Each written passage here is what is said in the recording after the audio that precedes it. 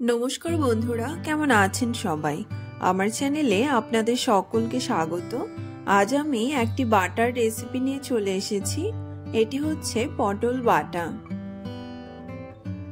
আমার মতো কে কে আছেন যারা এই রকম বাটা খেতে পছন্দ করেন? আমার আজকের এই রেসিপিটি আমার নিজের ভীষণই পছন্দের একটি রেসিপি। তো আসুন দেখে নিন আমি বাড়িতে কিভাবে এই পটল বাটা তৈরি করি সেটি আজ আমি আপনাদের সঙ্গে শেয়ার করছি। এখানে আমি কিছু পটল নিয়ে নিয়েছি। প্রথমে পটলের খোসাগুলোকে ছাড়িয়ে নিচ্ছি। এবার এই পটলগুলোকে টুকরো টুকরো করে কেটে নিয়েছি। এখানে সবগুলো পটল আমি ব্যবহার করব না, 6 থেকে 7টি পটল আমি ব্যবহার করেছি।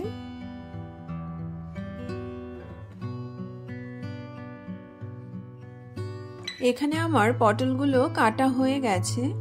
এবার একটি ঝুড়িতে নিয়ে এই পটলগুলোকে আমি ধুয়ে নেব। আপনারা চাইলে পটলগুলো কাটার আগে পটলগুলো ধুয়ে নিতে পারেন। এবার একটি মিক্সিং জারে এই কেটে রাখা পটলগুলোকে দিয়ে দিয়েছি।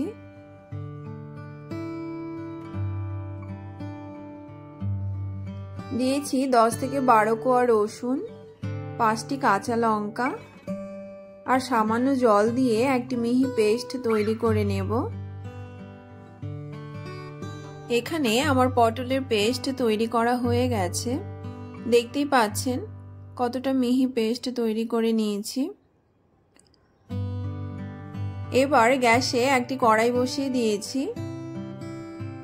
কড়াই গরম হয়ে এলে এতে দিয়ে দিয়েছি পরিমাণ মতো সরষের তেল। তেল গরম হয়ে এলে এতে দিয়েছি 5টা শুকনো লঙ্কা। শুকনো লঙ্কাকে ভালো করে ভেজে নিচ্ছি। এখানে আমি 2টো শুকনো লঙ্কা উঠিয়ে রাখছি ডেকোরেশনের জন্য। এবার এই তেলের মধ্যে দিয়ে দিয়েছি কিছুটা কালো জিরে, দিয়ে ভালো করে কালো জিরেকে ভেজে নিচ্ছি। এবার এতে বেটে রাখা পটলগুলোকে ঢেলে দিয়েছি, দিয়ে সবকিছুকে ভালোভাবে মিশিয়ে নিচ্ছি।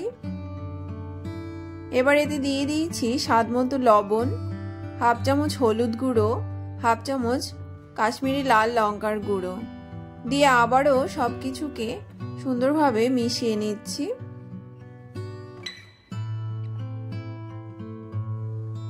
যখন কিছুটা হয়ে আসবে তখন এর মধ্যে দিয়ে দিয়েছি সামান্য চিনি। তবে যারা মিষ্টি খেতে পছন্দ করেন না তারা এখানে চিনি দেবেন না।